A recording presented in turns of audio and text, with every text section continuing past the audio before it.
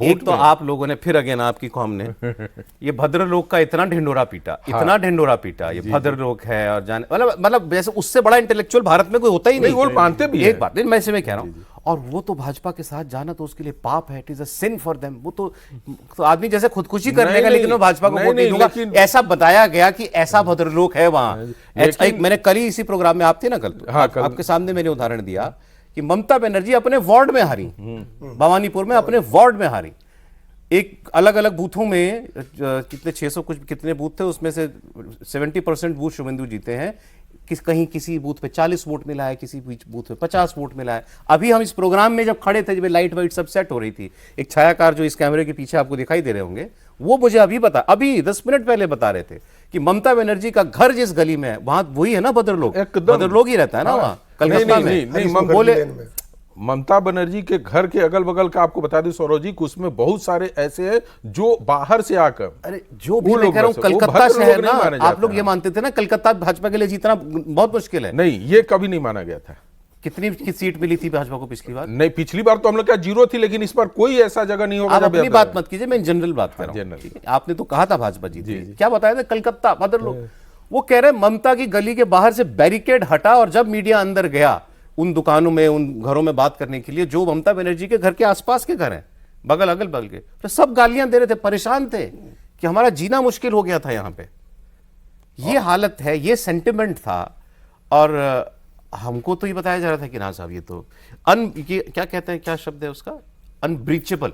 ये ऐसा किला है जो भेदा ही नहीं जा सकता बीजेपी के द्वारा।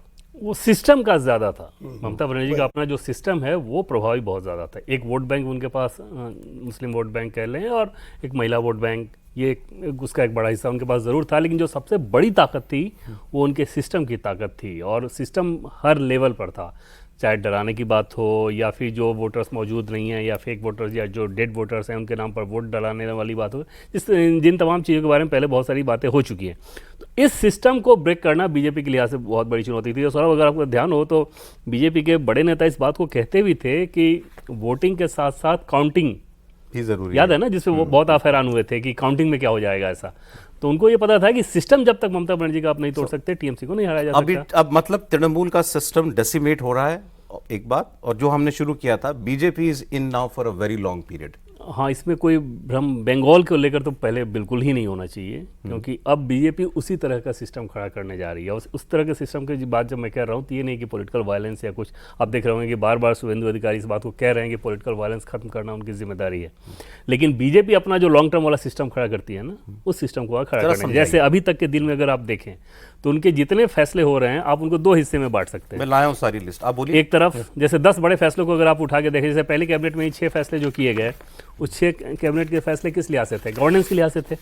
ठीक, महिला SC/ST के लिए एक अलग से आयोग बना रहे हो आप, पुलिस के लिए कि कैसे पुलिस को हम, वो कह रहे हैं कि अगले कुछ सालों में बंगाल की जो पुलिस है उसको इंडिया का बेस्ट फोर्स बना देंगे।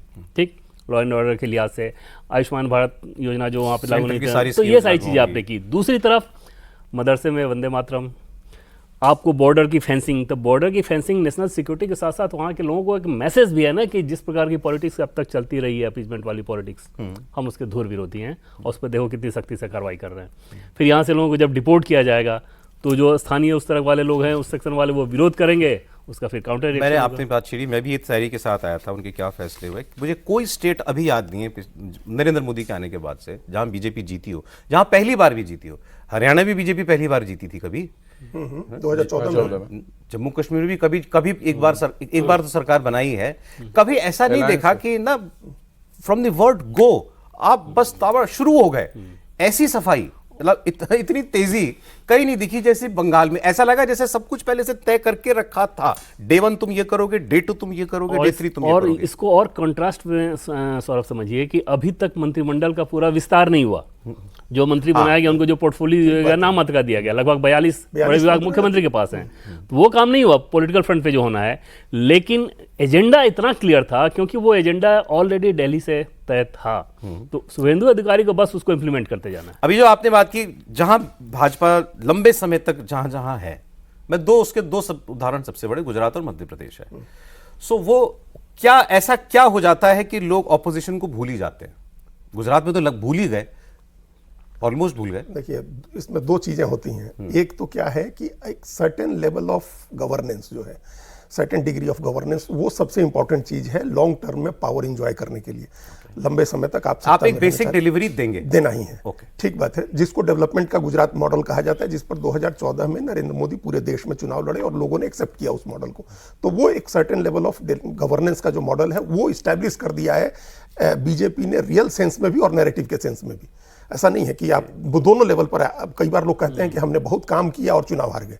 क्या कि हम बेच नहीं पाए अपने काम को। हम लोग सबसे उसको क्लासिकल एग्जांपल मानते हैं 2004 के चुनाव में अटल बिहारी वाजपेयी का हारना और चंद्रबाबू नायडू का आंध्र प्रदेश में हारना। उन्होंने बहुत काम किया था, चंद्रबाबू नायडू ने वहाँ बहुत काम किया था, लेकिन चुनाव हार गए थे। तो ये कहा गया कि हम सेल नहीं कर पाए अपनी उपलब्धियों को। बीजेपी ने उसको अपना काम किया, विकास का जो उसकी योजनाएं थी उनको लागू किया, डिलीवरी दी और उसको नैरेटिव के लेवल पर इस्टेब्लिश किया कि देखो हम काम कर रहे हैं।